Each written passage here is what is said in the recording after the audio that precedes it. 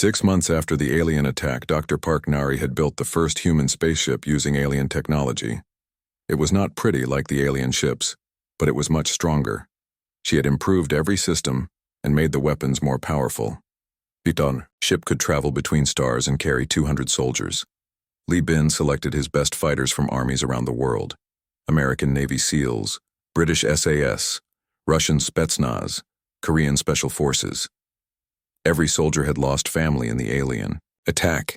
Every soldier wanted revenge. They trained 18 hours a day learning to use alien weapons and armor. Captain Kim Tae was chosen to command the first mission. He had been a pilot in the Korean Air Force for 12 years and learned to fly alien ships faster than anyone else. His job was to take 50 human soldiers to the alien border worlds and show them what happened when they messed with Earth. The aliens called themselves the Vex Empire. They ruled over 30 star systems and controlled billions of creatures. Their technology was advanced, but their military was weak. They had conquered other species by scaring them with big ships and bright weapons. They had never fought anyone who fought back. Dr. Park Nari studied captured alien computers and found the location of 3 Vex border worlds. Each planet had about 1 billion aliens living in big cities. The planets were only lightly defended, because the Vex never expected anyone to attack them. They thought all other species were too afraid to fight back. Kim Tae took his ship and 50 soldiers to the first target planet called Vex 7. The planet was covered with silver cities and green farms. Millions of gray aliens lived peaceful lives, growing food and making tools. They had never seen war except in history books about conquering other species. The human ship appeared in the sky above the biggest city on Vex 7. The aliens sent messages asking who the humans were and what they wanted. Kim Tae sent back a simple message in their own language. "We are humans from Earth. You attacked our world. Now you die." Alien defense ships rushed up to fight the human ship. There were 20 of them against one human ship. The aliens expected an easy victory against one small enemy ship. Instead, they watched in horror as human weapons cut through their ships like paper. All 20 alien ships were destroyed in less than 10 minutes. Sergeant Cho Mina led the first ground assault team. She and 12 soldiers landed in the center of the alien capital city. Thousands of gray aliens ran screaming through the streets when they saw humans in captured alien armor walking toward them. The aliens had never seen such tall, strong creatures before. The alien police tried to stop the humans with their energy weapons. The energy beams bounced off improved human armor without causing any damage. Then the humans fired back with modified alien rifles. Every human shot killed 3 or 4 aliens. The alien police ran away after 5 minutes of fighting. Cho Mina and her team walked through the alien city like they owned it. They destroyed government buildings and military bases. They captured alien leaders and forced them to surrender. 12 humans had conquered a city of 10 million aliens in less than 6 hours. The aliens on Vex 7 had never seen such efficient killing. Humans moved faster than any alien warrior. Human weapons hit targets that seemed impossible to hit. Human tactics surrounded and trapped alien forces before they could escape. It was like watching gods of war destroy helpless children. Kim Tae broadcast a message to every alien on the planet. "This is what happens when you attack Earth. Your empire sent ships to kill our people. Now we have come to kill your people. Surrender now and serve humanity, or we will kill every alien on this planet." Most aliens on Vex 7 surrendered immediately. They had no choice. Human soldiers were too strong and too smart. Alien weapons were useless against human armor. Alien tactics failed against human strategy. The choice was simple: submit or die. But some alien military units refused to surrender. They gathered their best weapons and strongest soldiers. They planned to make one final attack against the humans and drive them off their world. 3,000 alien warriors attacked the human landing site where only 50 humans waited for them. The battle lasted 20 minutes. When it was over, all 3,000 alien warriors lay dead on the ground. Not one human had been seriously injured. The aliens learned that fighting humans was not just dangerous, it was suicide. Dr. Park Nari had given the human soldiers special equipment that jammed alien communications. The aliens on Vex 7 could not call for help from other worlds. They could not warn the Vex Empire about the human attack. They could only watch as their world fell under human control. Kim Tae established a human military base in the alien capital city. Human flags flew over alien government buildings. Captured aliens worked as servants and laborers for their human masters. The strongest aliens were selected to serve in human armies. The smartest aliens worked in human factories building more weapons. After conquering Vex 7, the humans moved to the second target planet called Vex 12. This world had stronger defenses and better trained alien soldiers. The aliens had heard rumors about humans destroying Vex 7, and they were ready to fight back. But being ready did not help the aliens on Vex 12. Human ships appeared over their cities and began destroying military targets. Human ground forces landed and began capturing key locations. The battle for Vex 12 lasted 2 days instead of 6 hours, but the result was the same: complete human victory. The third planet, Vex 19, tried a different strategy. They attempted to negotiate with the humans. Alien leaders sent messages offering to pay tribute and serve the human empire. They promised to give humans anything they wanted if the humans would spare their world. Kim Tae met with the alien leaders in their capital building. The gray aliens were terrified of the tall human commander. They offered him gold and jewels and advanced technology. They promised that Vex 19 would be loyal to Earth forever. Kim Tae listened to their offers and then gave his response. "You should have thought about negotiation before you attacked our planet. Now you have only 2 choices: complete surrender and slavery to humanity, or complete destruction of your species. Choose now." The aliens of Vex 19 chose slavery. It was better than death. Within 3 months, humans controlled 3 alien worlds and billions of alien subjects. Human bases were established in 30 alien cities.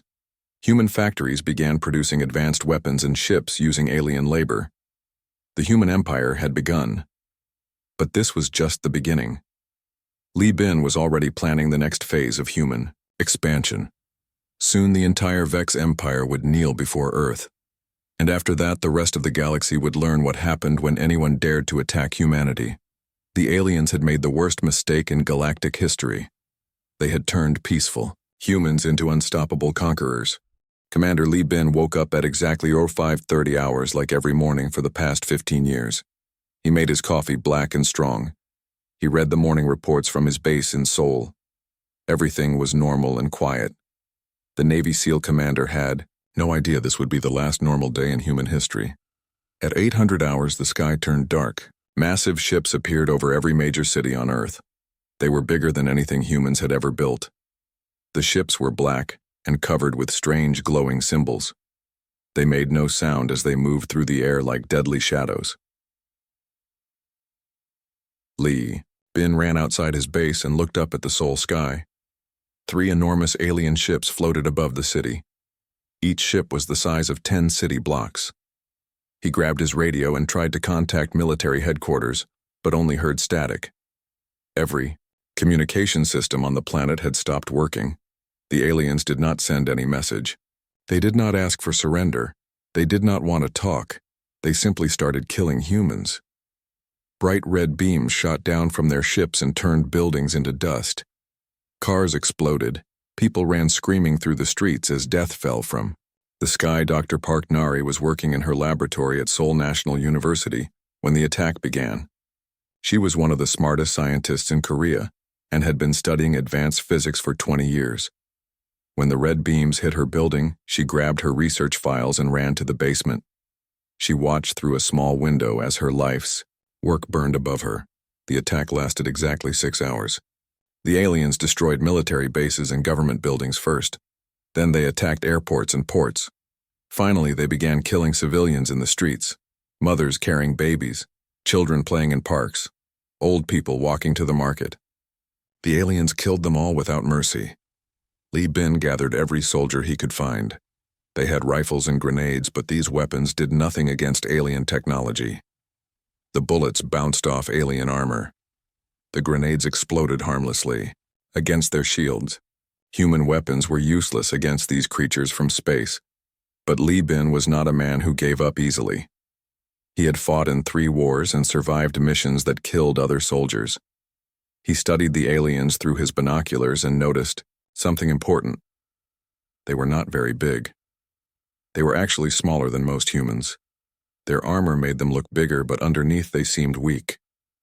The aliens had 4 arms and 2 legs. Their skin was gray and their eyes were large and black. They carried weapons that shot the red death beams, but the weapons looked heavy.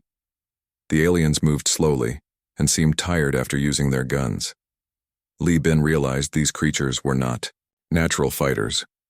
Dr. Park Nari made it to an underground shelter with 50 other people. She had brought her laptop computer and some basic tools. While others cried and prayed, she began taking notes about everything she had seen. The alien ships, their weapons, their technology. She drew pictures and wrote down every detail she could remember. The attack ended as suddenly as it began. The alien ship stopped shooting and began moving toward one ship that was larger than all the others. Li Bin watched through his binoculars as smaller ships flew out from the big one. These smaller ships landed in the destroyed areas of the city. Gray aliens in armor walked out of the small ships. They began collecting things from the wreckage, pieces of human technology, weapons, computers, even human bodies. They loaded everything onto their ships like they were shopping in a store. They took samples of everything they could find. Li Bin counted the aliens he could see. There were maybe 300 of them in the whole city. 300 aliens had destroyed a city of 10 million people in 6 hours. But now he could see them up close, and they did not look like super soldiers. They looked like scientists collecting specimens. One alien ship had crashed during the attack. Li Bin organized a team of 12 soldiers, and they moved carefully toward the crash site. The alien ship was badly damaged, and 2 aliens lay dead beside it. Their armor was cracked and their weapons were scattered on the ground. Dr. Park Nari came out of the shelter when the shooting stopped. She saw Li Bin and his soldiers near the crashed ship. She ran toward them carrying her laptop and tools. As a scientist, she knew this was the most important moment in human history. She had to study alien technology while she had the chance. The dead aliens looked even smaller without their armor. They were about the size of human teenagers, but much thinner. Their bones seemed fragile and their muscles were weak. Dr. Park Nari examined their weapons and found they were very advanced, but also very complicated. The aliens needed computers to aim and fire these guns. Li Bin found something interesting inside the crashed ship. Computer screens showed maps of Earth with marks on every major city, population numbers, military bases, industrial centers.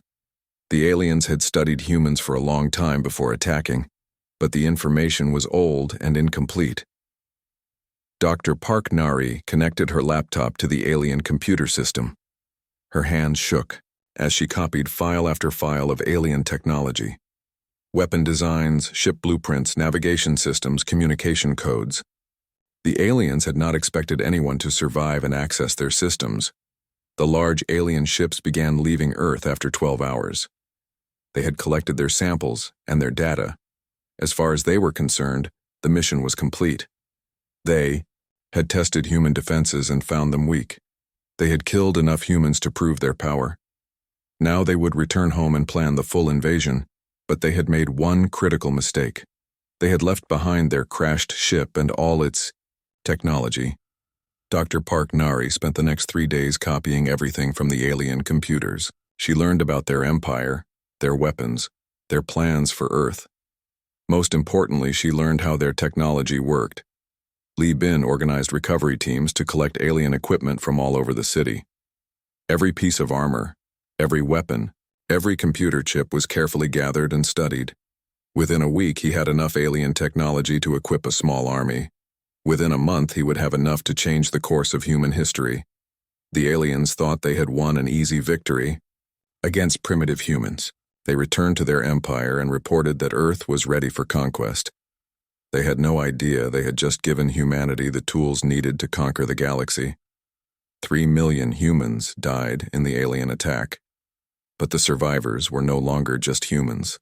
They were the future masters of space. News of human victories spread across the galaxy like wildfire.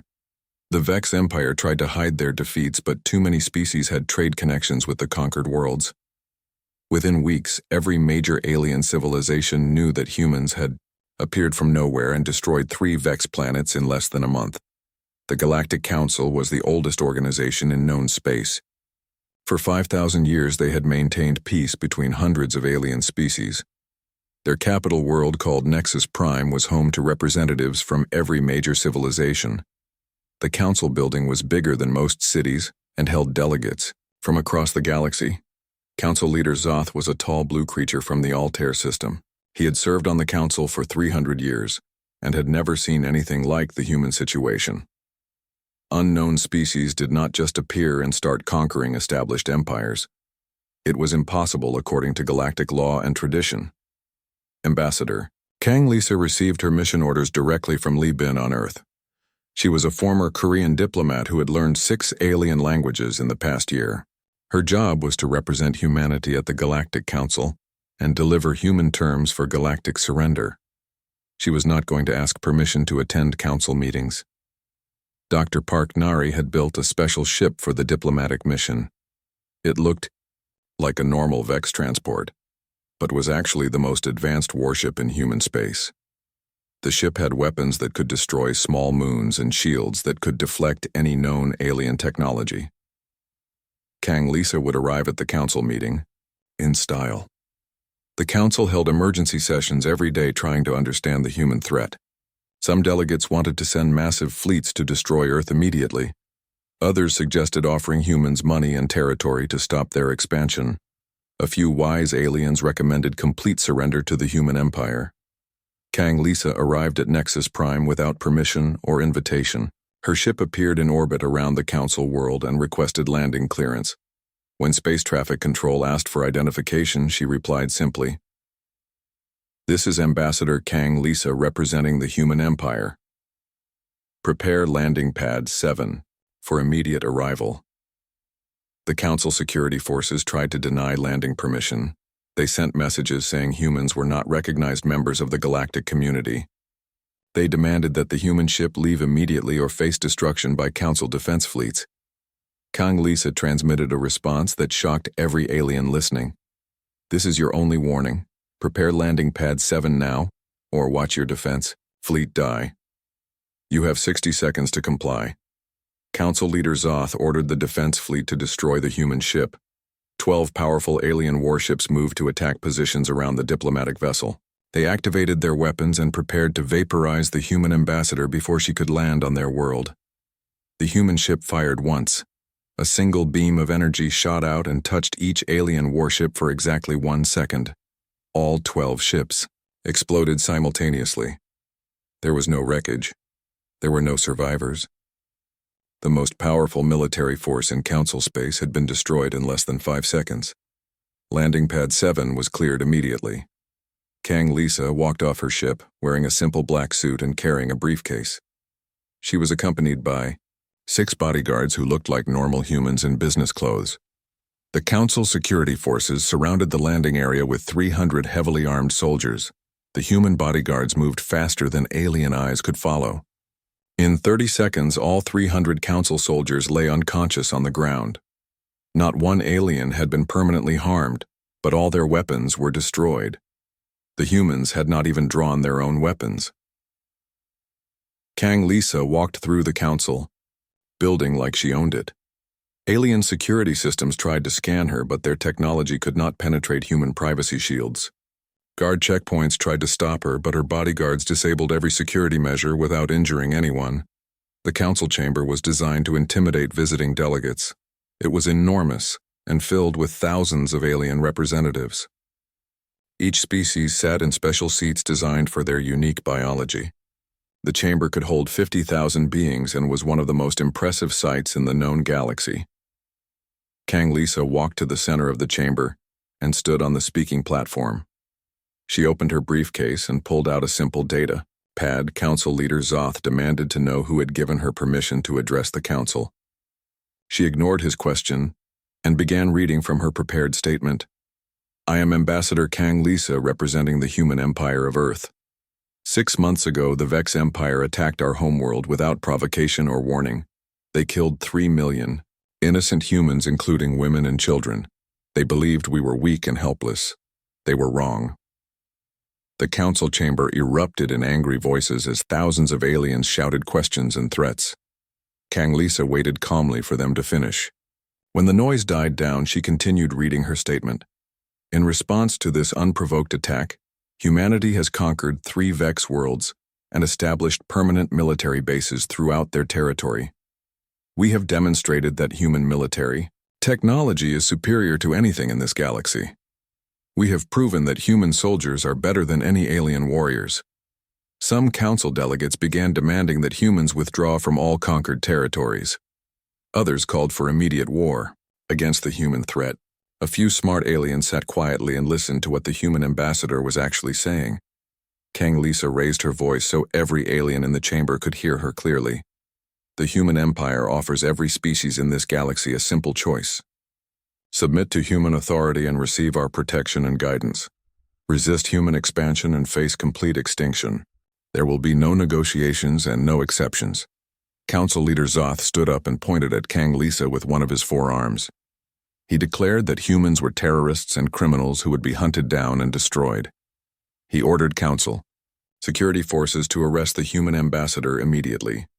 200 alien guards rushed toward the speaking platform. Kang Lisa's 6 bodyguards stepped forward to meet them. What happened next lasted less than 2 minutes but changed galactic history forever.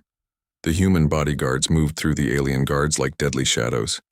They used no weapons except their bare hands, but every alien they touched fell unconscious. When the fighting stopped, 200 of the galaxy's best soldiers lay motionless on the chamber floor. Kang Lisa had not moved from her position during the entire fight. She calmly put her datapad back in her briefcase and prepared to leave. Before walking away, she delivered one final message to the terrified council delegates. You have seen what 6 humans can do against your best warriors. Earth has 10 billion humans, and we are all much stronger than these 6 diplomats. We have weapons that can destroy stars and ships that can cross the galaxy in days. Choose wisely. As Kang Lisa walked toward the exit, she dropped a small device on the speaking platform.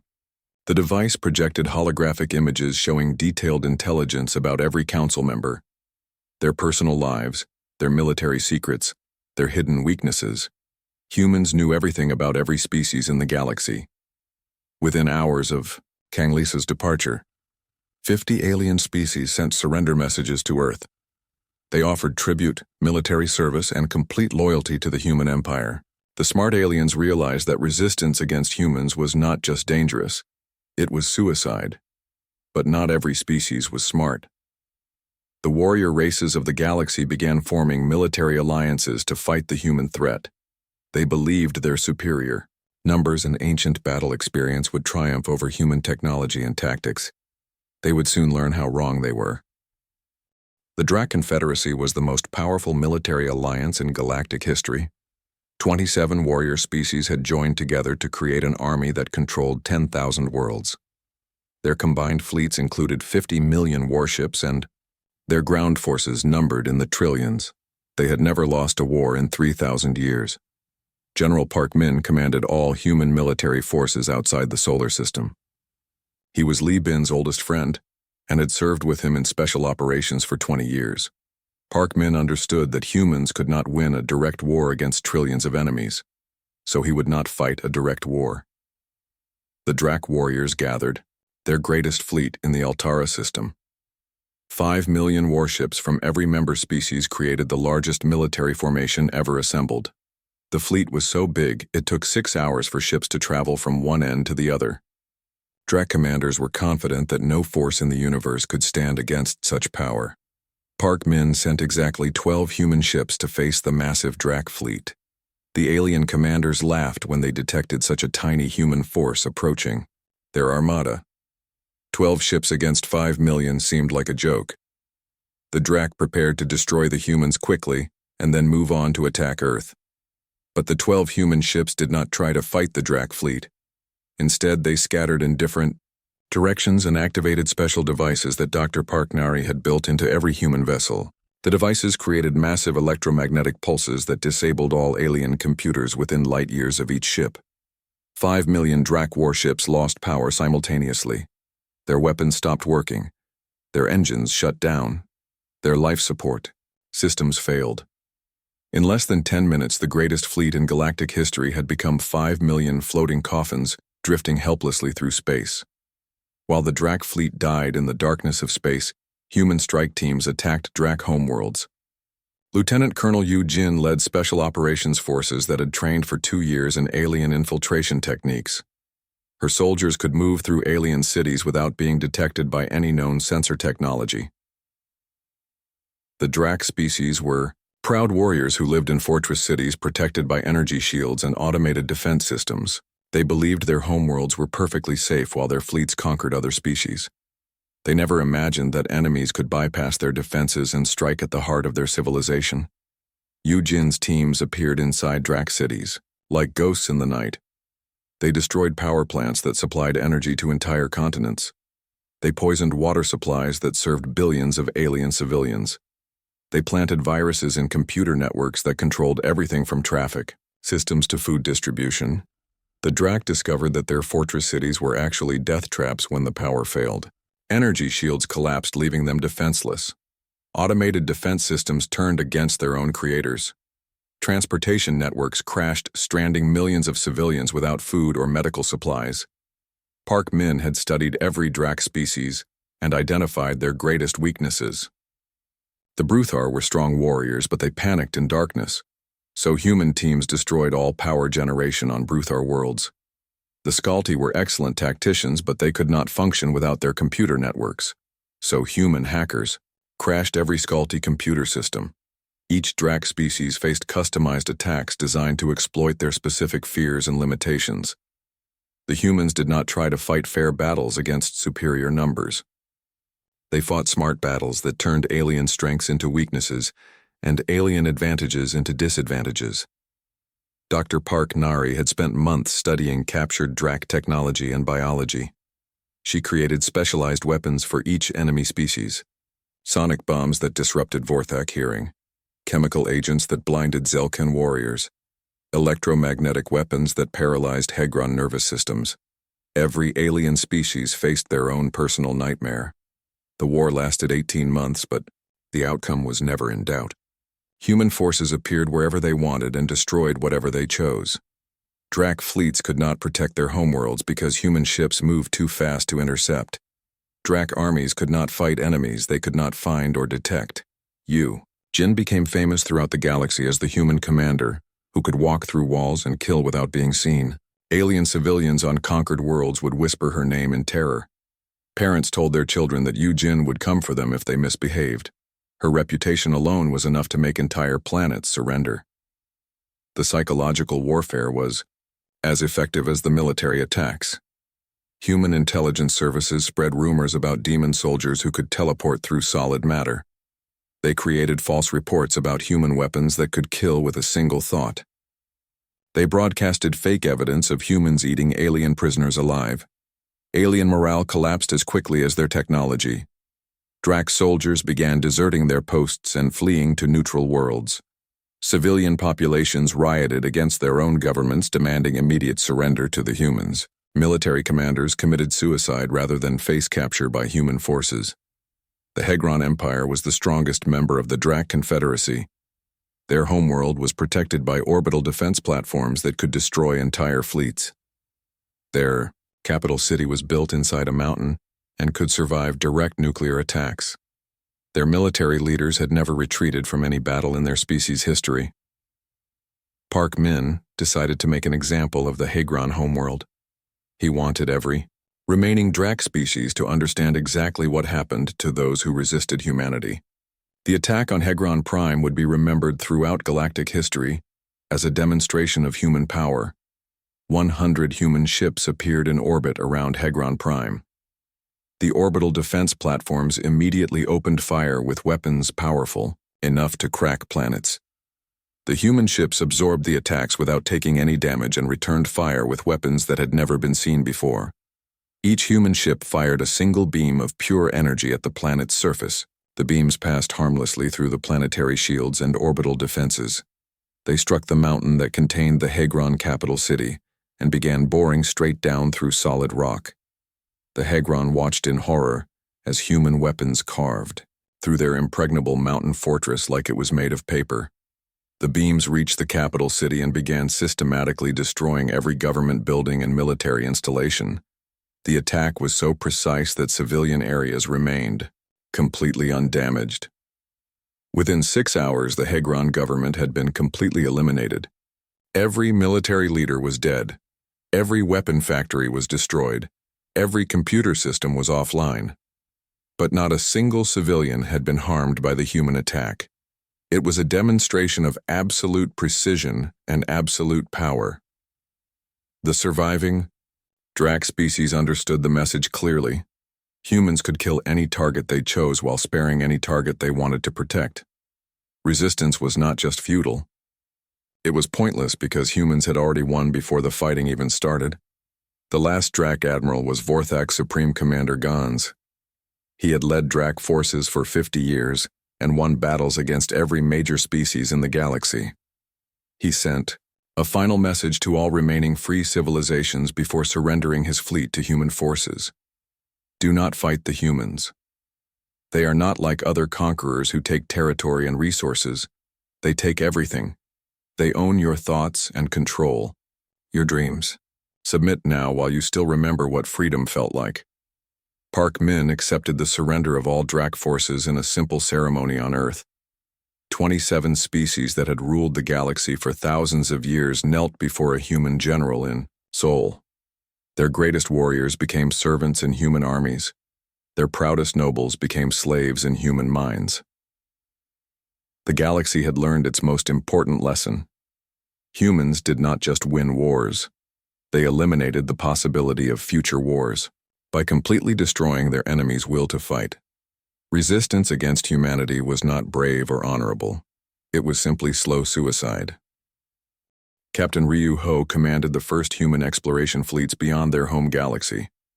Long-range sensors detected thousands of other galaxies containing trillions of alien civilizations. Some possessed technology that might challenge human supremacy. All would eventually submit to human authority. The plan was elegant in its simplicity.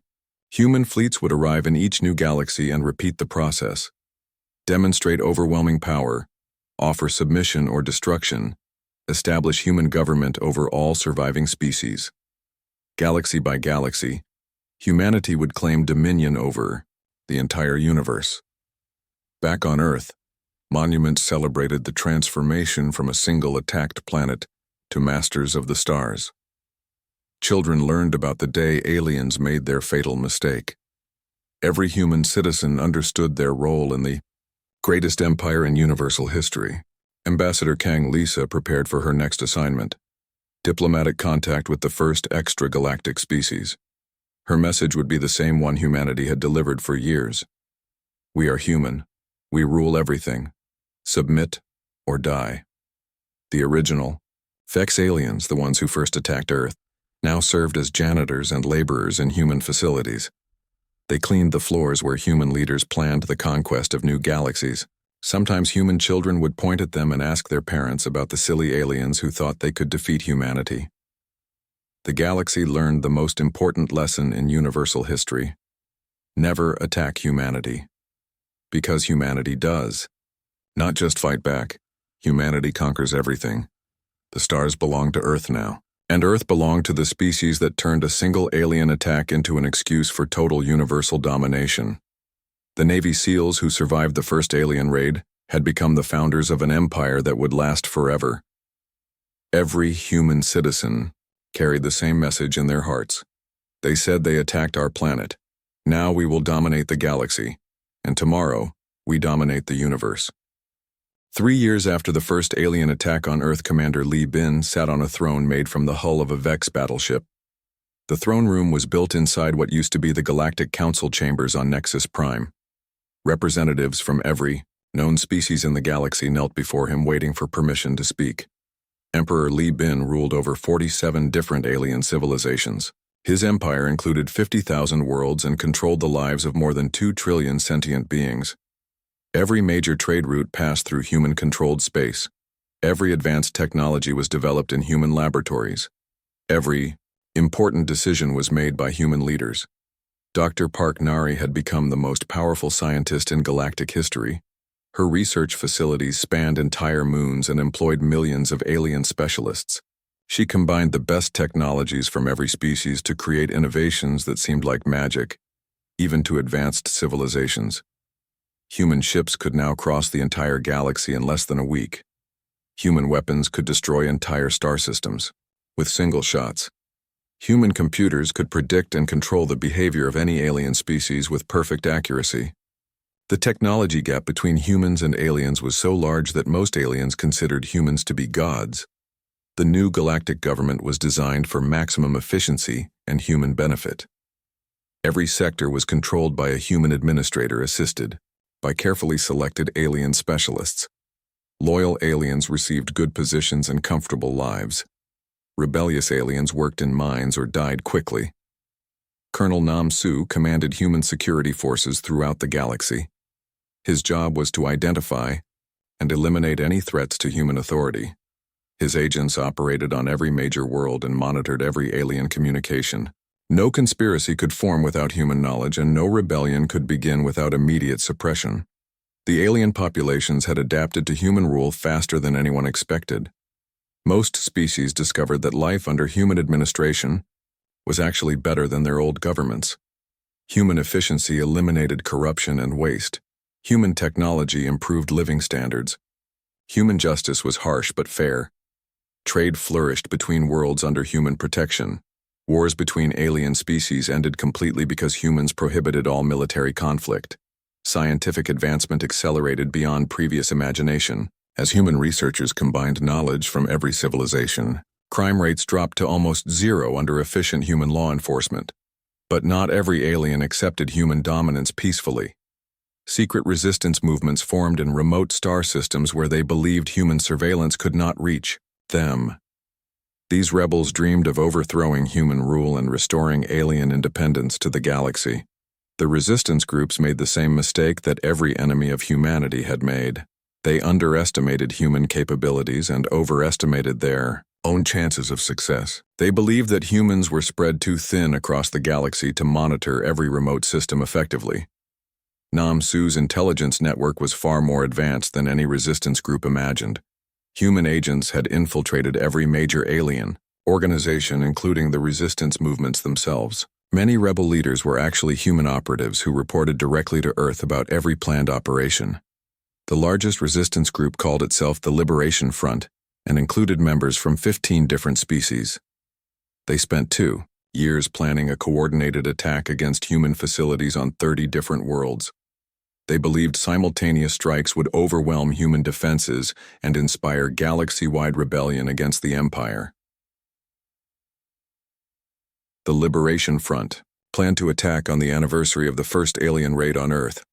They wanted to send a message that alien freedom fighters remembered human crimes and would never stop fighting for independence. Their plan was ambitious and would have impressed military strategists from any species. But Nam Su had been monitoring the Liberation Front since its formation. His agents knew every detail of their plan, including the exact timing of each attack. When the rebels prepared to strike, human forces were already waiting for them. The rebellion lasted exactly 47 minutes. Every rebel base was destroyed simultaneously. Every resistance leader was captured or killed. Every weapon cache was seized by human security forces.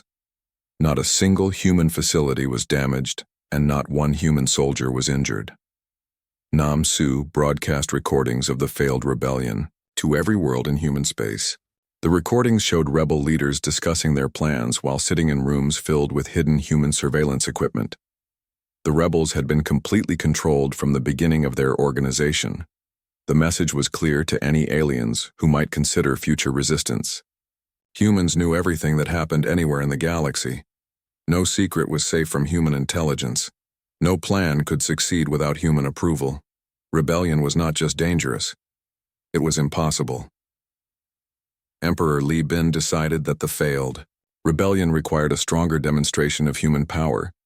He ordered the construction of the Domination Monument on the former Drac homeworld of Bruthos Prime.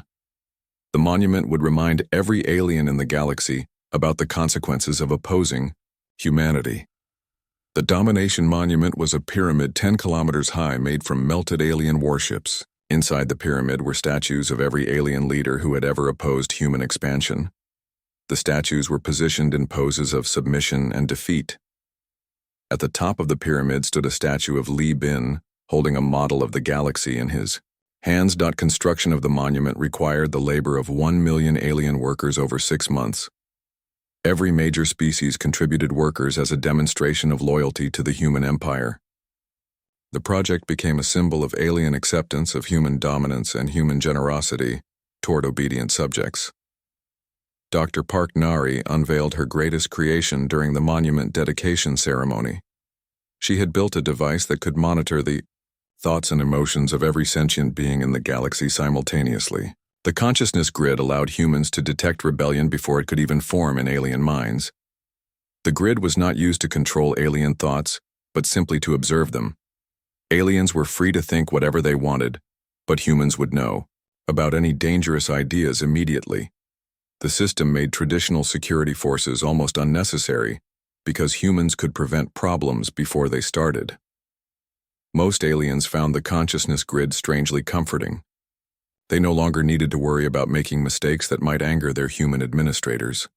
The grid allowed humans to understand alien needs and problems better than alien leaders ever had. Life became simpler when someone else handled all the difficult decisions. Ambassador Kang Lisa had become the human representative to all alien civilizations. Her job was to communicate imperial policies and resolve disputes between different species. She was respected and feared throughout the galaxy as the voice of Emperor Li Bin himself. Kang Lisa established the annual submission ceremony on Earth, where leaders from every alien species came to renew their loyalty to the human empire. The ceremony was broadcast to every world and reminded aliens that their continued existence depended on human mercy and generosity. The galaxy had achieved perfect peace under human rule.